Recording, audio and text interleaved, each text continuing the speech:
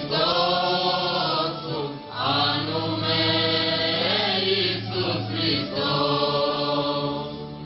Toată lumea îi se închină, toată lumea îi se închină. Numai Jidovii îndână, numai Jidovii îndână.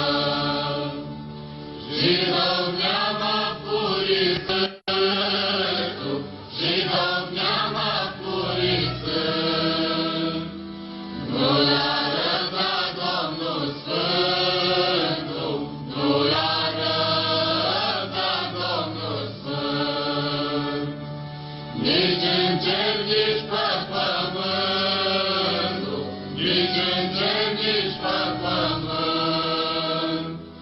Numai la Conan, la fumul, numai la Conan, la fum. Acolo-i Jidovul bunul, acolo-i Jidovul bun.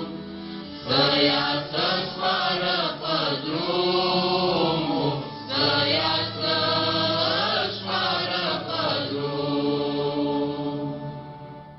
Mulțumim de colindă, mulțumim de colindă. Alături de noi sunt cei de la grupul de colindători Dor Transilvan. Mulțumim de colindă și alături de noi este și domnul Tiberiu Groza, directorul Centrului Județean pentru Conservarea și Promovarea Culturii Tradiționale Cluj. Bună seara! Bună seara! Și mai avem și un coleg de-al nostru, domnul Horea Ghibu, cel care ne va încânta de acum înainte și ne va da toate tratamentele pentru plante. Să sperăm nu numai tratamente, și alte tehnologii care se folosesc, tehnologii moderne din agricultură.